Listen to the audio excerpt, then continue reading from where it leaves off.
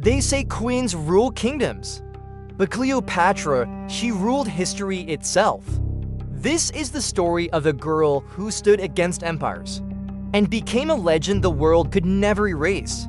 Picture Alexandria at sunset, gold light spilling over marble walls, the sea wind rushing through the city like it carries secrets.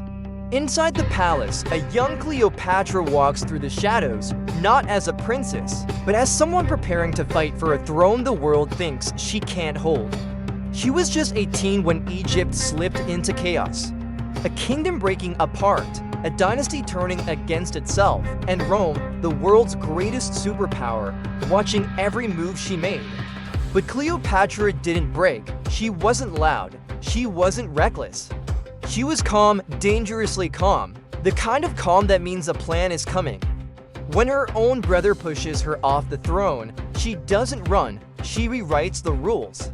In the dead of night, she sneaks into the Roman general Julius Caesar's private chambers, hidden inside a rolled-up carpet like a secret waiting to explode.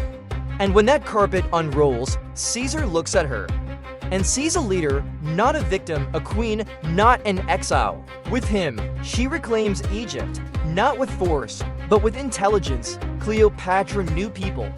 She understood ambition, she understood fear, and she used it all to rebuild a kingdom that the world had already counted out. But the world never stays still. After Caesar's assassination, Rome becomes a battlefield.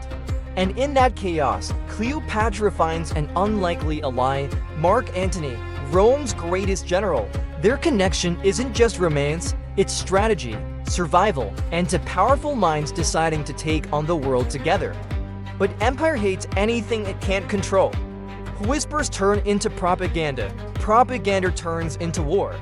Octavian, the man who would become Augustus, launches a campaign to erase them both. The Battle of Actium becomes the moment everything falls apart, ships burning on the water, soldiers collapsing on the shore, dreams crumbling under the weight of Rome. Antony falls first.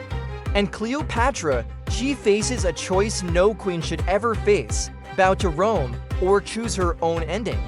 She chooses herself. Inside a quiet chamber, surrounded by the symbols of the kingdom she fought so hard to protect, Cleopatra lifts the asp, the venomous serpent, knowing this is her final act.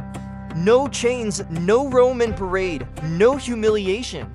Just a queen writing the last line of her own story. And when she dies, the ancient world dies with her.